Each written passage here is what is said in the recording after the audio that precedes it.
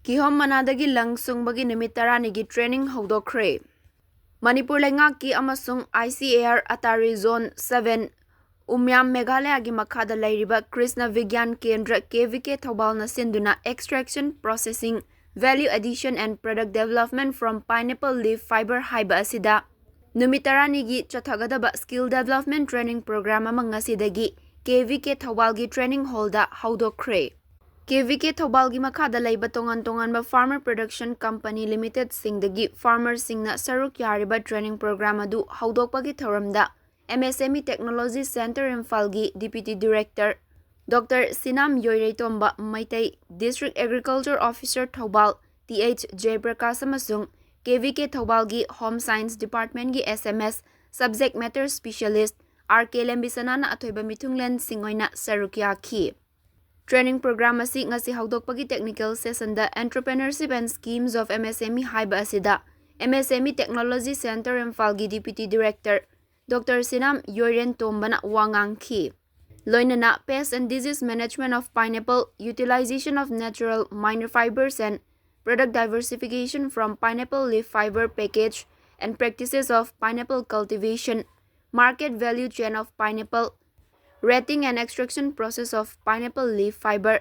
Processing and Value Addition of Pineapple, Horticulture Schemes for Promotion of Fruit Crops, Scoring, Bleaching and Dyeing Process, Weed Management Practices for Pineapple Haiba chingba, Subject Singda SMS Plant Protection, L. Boris, SMS Home Science RK Lembisana, Agriculture Extension GPA, S. Pravin, Colleges of Food Technology, Cow Imphal, NG Joy Kumar, District Horticulture and Soil Conservation, Thobal District Officer, KH Malemngan Bamaitay Amadi, ICAR Ninfed Kolkata gi ARS Scientist Navin Jos na chingbana expert sing oina takpi tambigani amadi practical demonstration singsu pangthokpaga loinana farmer singbu cow Imphal da exposure visit su pangthokani hairi patta padana agi senthok lami mai gi sinpham ama oibe yanana ba mai marung goiro palwa palwa ro mayam ama pidana marang kaina level lam dam ne habida dum hamin mathok lem sim yam sum sum sui dana ya bi gane na kanje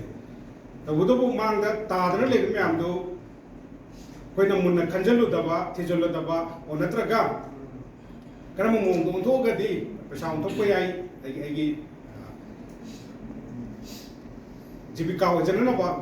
sinfa mama semja bi yai sigi knowledge wat na maram or ga onatra ga le ba pothok mayam do Moment kahan we about potok sing sam na value added product si training ki title su yaw ri ko do smai tong na si lei bam lamdam aman ni habita amun mathok le na jage hai ba potok kolam sing si ki manung da ki home ngoroi na Thobal district ki na di dum chawwa pa gi district ki ba semilong ama semba da chawwa mateng piri ba dum ba way makalaman have to shoot mamma, Kangaredo. The Budobo Quay, Yom Haraga, Kaya Makule, Yom no Haraga, the international market, Dubai market of the PSUP, but when you put the to a home, Dubai market, okay, Mamma, to do not Kanabidum.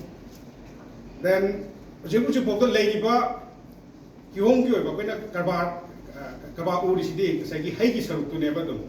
So, how do more? No, no, about that. They had a high sing said, Mam Sudum to Duna, Mangalin Chen Mam, Yom Tabiva, Naptane Sulogere, Aram Dragasudum, and them Sigadum Chanaba, Pakapada, Dumaipa, Agadoba, Potom Suinina, Pakalapai, and the Damo, Kananing I already. Mayamna, Unariba, Saki, home, Harakating Sagi, Hay. Magi Haigi Sorokto, Adudan, Pesa Yauri Basorti, Yauri Basorsi, Haigi Sortudam and Canada Lermado. Say Mana, you home sing, say Mam Sudum and Kangwide, Sagimati Perennial, say him a captain that should look at Oponati and Mam Sudum, I ended the Mam Kangwide, say Madagian, Adam Hogdor, Mina, say Magi, say Mana Pali, Mana Mam, did it or Haigi Sorkla, Kadunum, Magi Kuloli, Natamanaki, and Tori. The Quenel. Ujung lagi bab film sudah di mana si kesu मागी है मचिंजाक सुननोगी पामी दुगोइबा मागी केनोइना दंग खनरीबा दुम माना दुदगी सु पैसा उनथोकपै याय हाइबसी दुदोंना खनदबगी केनोसिमा दुम खनदबिदा उदबिदा सुमाइना लेबा दुम पोसक अमने हाइसिसु मयाम दुम कोइ खंगनरी उनरी दुम